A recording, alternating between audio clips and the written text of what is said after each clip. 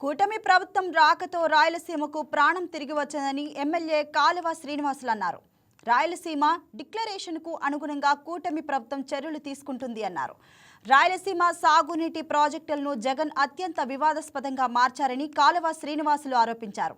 రాయలసీమ భవితను జగన్ సర్వనాశనం చేస్తే ఫ్యాక్షన్ అనే పదమే లేకుండా ముఖ్యమంత్రి చంద్రబాబు నేతృత్వంలో రాయలసీమలో అభివృద్ధి జరుగుతుంది అన్నారు.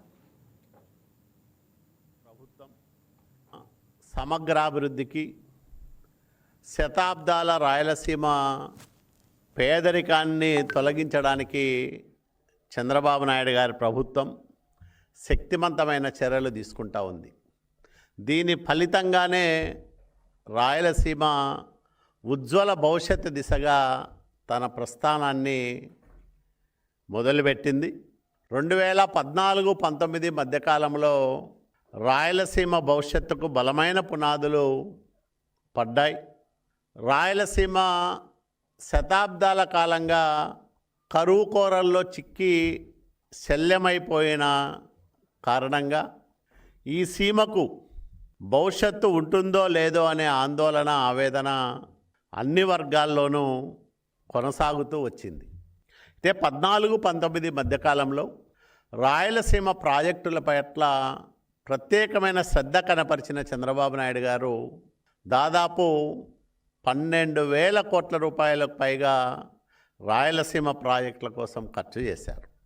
దాంట్లో ప్రధానంగా ఎన్టీ రామారావు గారి కలల రూపాలైన హంద్రీనీవా సుజల స్రవంతి కానీ, గాలేరు నగరి సుజల స్రవంతికి కానీ సింహభాగం నిధులిచ్చి వాటి పనులను పరిగెత్తించారు.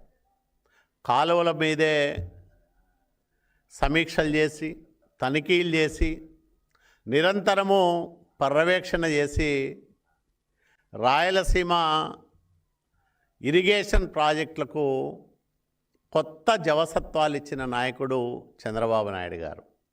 నీళ్ళు ఇస్తే పరిశ్రమ పెడతామని కియా యాజమాన్యం షరతు పెడితే ఏడాది తిరగకుండానే గొల్లపల్లి రిజర్వాయర్ను నిర్మించి వాళ్లకు ఒక భరోసా ఇచ్చి 13,000 కోట్ల రూపాయల పెట్టుబడులతో కియా పరిశ్రమ పెనుగొండ ప్రాంతంలో ఏర్పాటు కావడానికి కృషి చేసిన నాయకుడు చంద్రబాబు నాయుడు గారు. కియా రాకతో అనంతపురమే కాదు, రాయలసీమ పారిశ్రామిక ముఖ చిత్రమే మారిపోయిందనడంలో ఎలాంటి సందేహము లేదు. తర్వాత 19-24 మధ్యకాలంలో రాయలసీమ భవిష్యత్తు మళ్ళా అంధకార బంధురంగా మారింది.